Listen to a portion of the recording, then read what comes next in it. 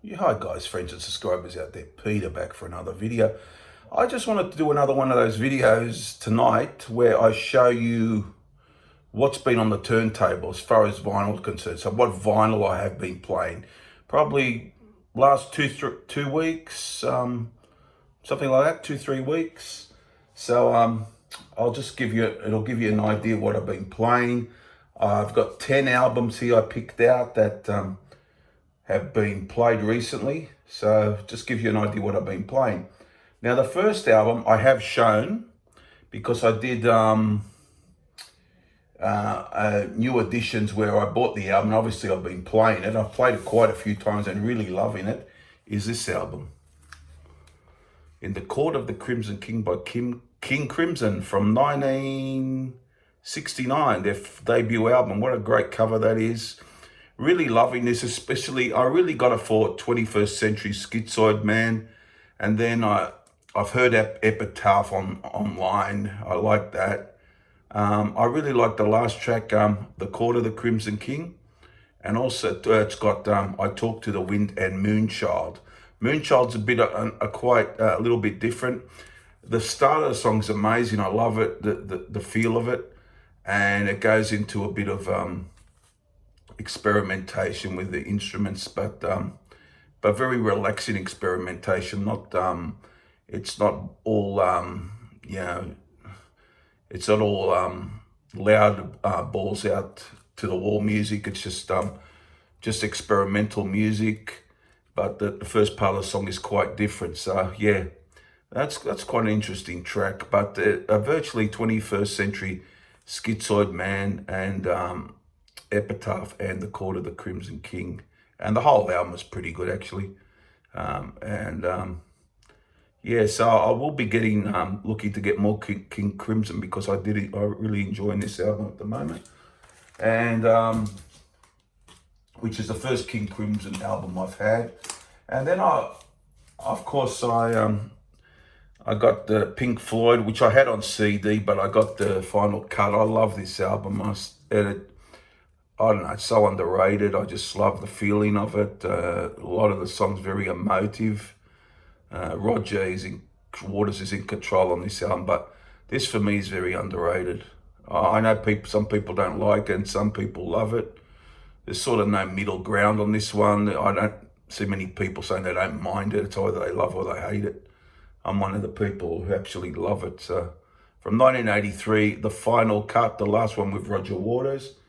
And yeah, so I've been playing that quite a bit as well. So those are those two new editions, of course. And then it got me going back and listening to more Floyd, The Wall, of course. Still really love The Wall. I know some people say it's a bit bloated in places. I know what they mean, but it just works together great as a piece. So that's why it's always been one of my favorite Pink Floyd albums, The Wall, from 1979, of course.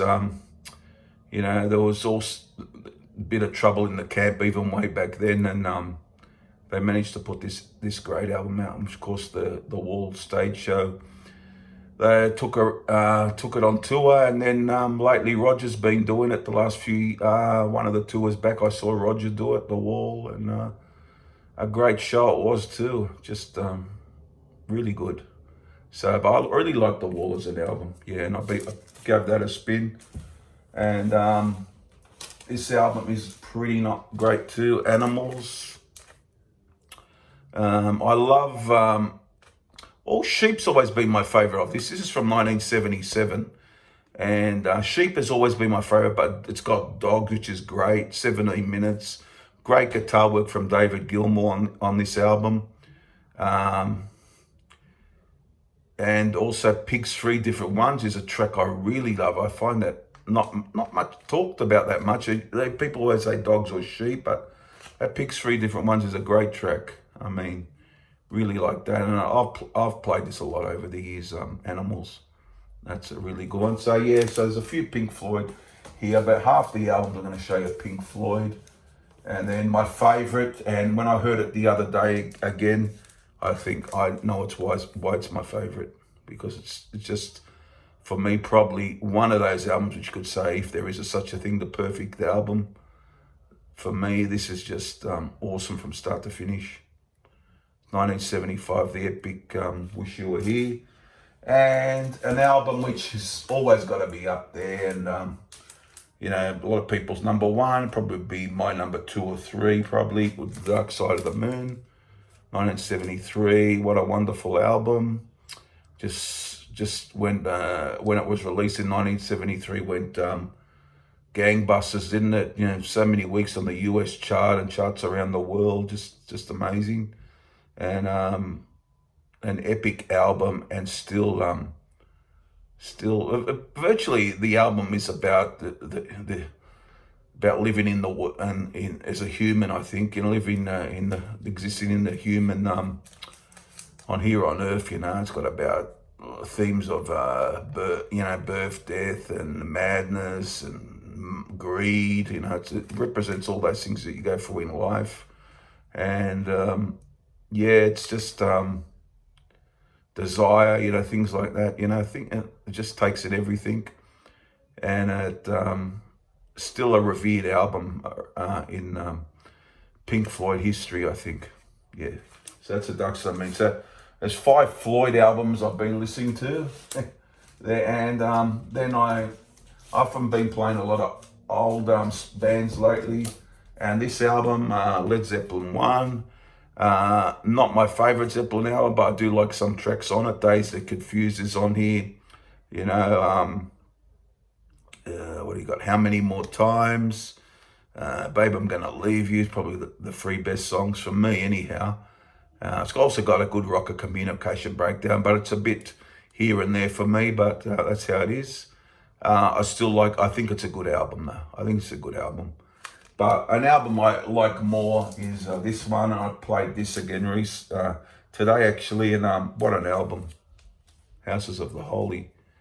Just a superb album. The Rain Song. You got Over the Hills Are Far Away, Jamaica, The Ocean, things like No Quarter. A really good album. Then that's 8 guys I've seen. Then the last 2, been playing a little bit of Who lately, and I did a review today on the Who's Next, and I've been playing that. As I talked about that this morning, all those songs, Won't Get Filled Again, Bubba O'Reilly, Bargain, You Know My Wife, Song Is Over, Getting in Tune.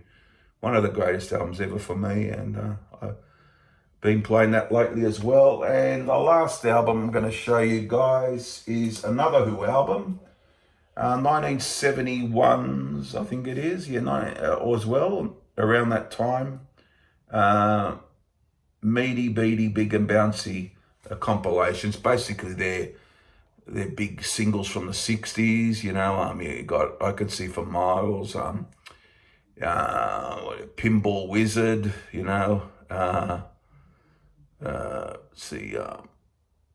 Boris the Spider, things like that. A Legal Matter, My Generation. You get Happy Jack, I'm a Boy, all those great songs.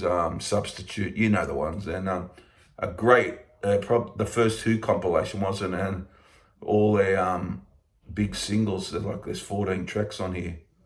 So this is a copy I picked up at a fair quite a long time ago. Not quite a long, but a couple of years back.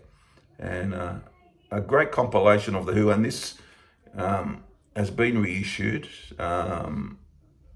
in half-speed master, I believe. And also available on CD. But this is an old copy I found at the fair, as I said. And a great Who album. And I've been playing a bit of Who on the phone. I've got some albums on the phone, other albums I've been listening to as well. So there's just 10 albums I've spun lately on the turntable last two or so weeks, I guess. And tell me what you think of some of these albums. Do you like or dislike some of these albums and the bands who made the albums, of course? And I'll be back. I'm going to do another live stream. I won't announce it. I'll probably 10 a.m. my time, around there, early morning my time. The next, I'm not going to say because I might be able to pull it off, but probably next 2-3 days I will do one. Next 2 or 3 days, early morning my time, 10 a.m. There you go, guys. Hope you enjoyed the video. Comment on what I've shown, and it's bye for now. Bye.